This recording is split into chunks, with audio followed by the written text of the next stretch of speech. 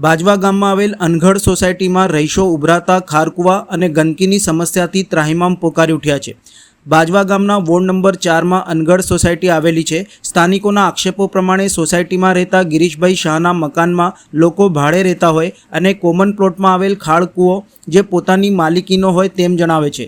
હાલ આ ખાળકૂવો છેલ્લા ઘણા સમયથી ઉભરાઈ રહ્યો છે, જેના કારણે સ્થાનિકોને દુર્ગંધ, મચ્છર, ગંદકીની સમસ્યા સાથે આરોગ્યની પણ ચિંતા થઈ રહી છે।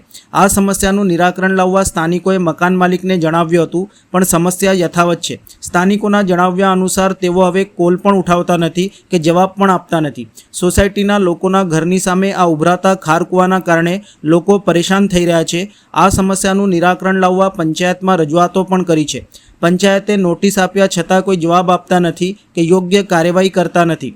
પરેશાન સોસાયટીના રહીશો હવે સોસાયટીના મકાનમાં ભાડે રહેતા લોકો માટે પોલીસ વેરિફિકેશન અને ભાડા કરાર થયો છે કે કેમ તેની પણ તપાસ થાય તે અંગે પોલીસ સ્ટેશને અરજી આપવાની હિલચાલ કરી રહ્યા છે।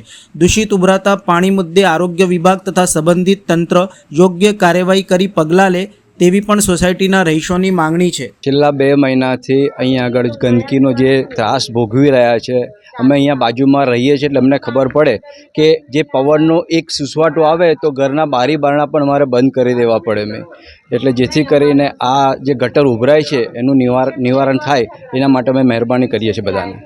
એ મહિનાથી અમે રજૂઆત કરી છે, પણ એ ભાઈને ઊંઘ ઉડતી નથી। મારા ઘરની બરાબર સામે જ આ ખાળકૂવો છે। અમે એને 10 વાર રજૂઆત કરી પણ એ કોઈ સાંભળતા નહીં। અમારું બી બારણું ખુલી નથી શકતા।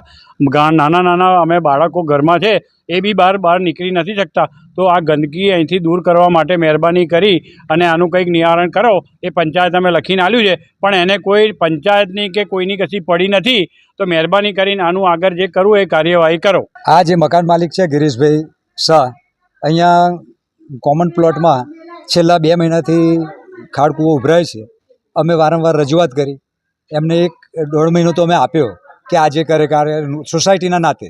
પછી અમે કંટાળીને પંચાયતમાં અરજી આપી અને ત્યારબાદ અમે કહેવામાં આવ્યું છતાં પણ હજુ કંઈ એ સાંભળતા નથી, ફોન તો ઉઠાવતા જ નથી। એટલે ના છૂટકે અમારે છેલ્લે ન્યૂઝવાળાને બોલાવવા પડ્યા અને આ જે કંઈક થઈ રહ્યું છે અને લોકો જે ત્રાસ ભોગવી રહ્યા છે